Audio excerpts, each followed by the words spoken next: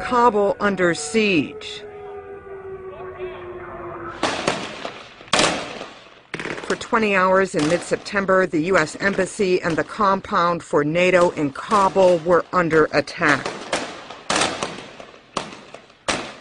The battle near the U.S. Embassy and 3 suicide attacks in other parts of the city were a stark reminder of the militants' resources and reach as foreign troops start to return home. Now, in testimony before Congress, America's top military advisor says that Pakistan's Haqqani network, with the support of Pakistan's intelligence service, the ISI, played a role in those attacks. Is it satisfying for you to see the Americans, the likes of Mike Mullen, now openly saying that there is a serious problem as far as Pakistan and terror linkages are concerned? This is exactly what we have been conveying to our interlocutors from United States whenever an occasion arose, that India always believed that ISI and the Haqqani group, they are working together, and they were helping terrorist organizations to sabotage India's developmental agenda.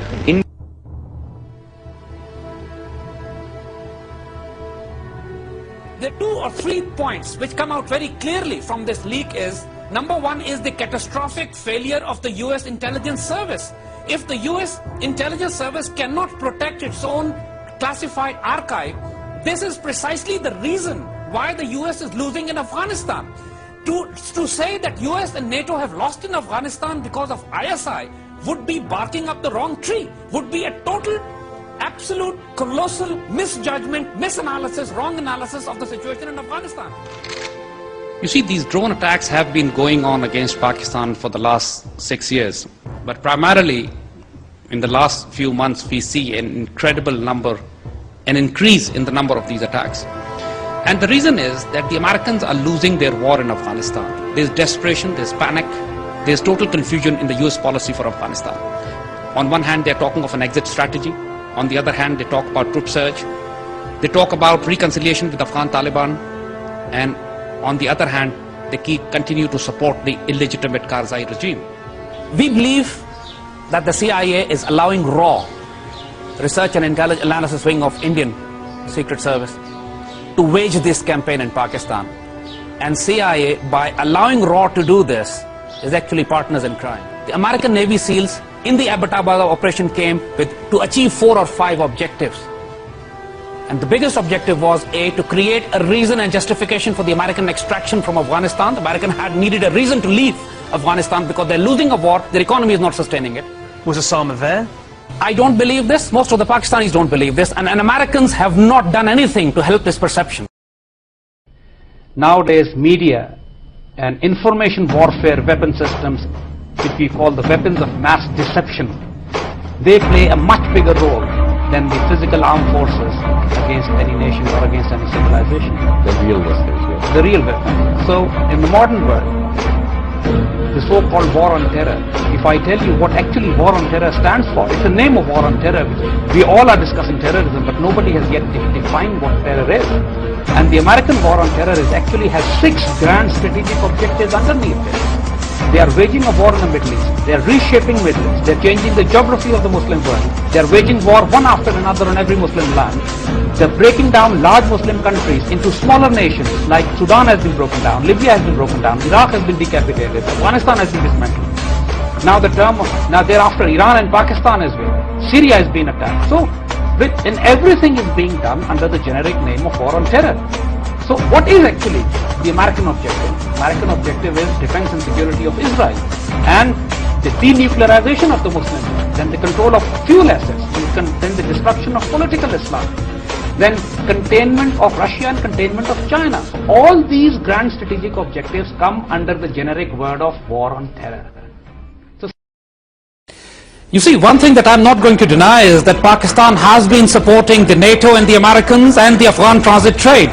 and hundreds of thousands of containers of equipment, weapons and supplies passed through Pakistan to support the occupation forces. Yes, I don't deny yes. that. But they've been hedging their bets, haven't they? Yes, they've been doing that. And then Directorate S of the ISI has been there supporting the Taliban and Al-Qaeda, hasn't it? You see, this is where the funny part is, because when we supported the Afghan Mujahideen in the 80s, we supported them with logistical supplies, base areas, training camps and a massive military support coming from Pakistan to defeat the Soviet Union.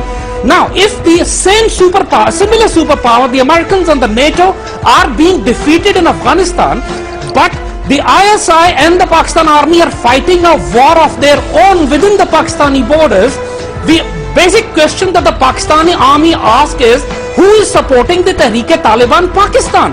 Pakistan army already has its hands full in fighting insurgencies in Balochistan and TTP with almost 100,000 Pakistanis killed and wounded. Now, for God's sake, especially after the massacre of the Pakistani soldiers, the NATO supply line has been blocked for the last 2 months now, and that's unprecedented. But more importantly, what happened is that when the supply line was blocked and Pakistan army saw the hardware that was going into Afghanistan, it made the Pakistan army very alarmed. Because if the Americans on one hand are talking of leaving Afghanistan, on the other hand the hardware, about 3,500 military vehicles and 5,000 containers full of weapons and explosives and ammunitions, which means that it's an invasion level build-up. Almost 7 to 9 armored infantry divisions are going in. With the reports that the Americans are also bringing in Abrams M1A1 main battle tanks from Iraq into Afghanistan. We Pakistani patriots are warning the Indians and the Americans. We are not Iraq, we are not Afghanistan. We are an Islamic army, nuclear armed. Where supply lines in Afghanistan go through Pakistan. Your 150,000 troops will be slaughtered and butchered if we do to you what we did to the Soviets. Do not forget that Pakistan broke down Soviet Union. We changed the geography, we changed the politics, and we can do the same to you.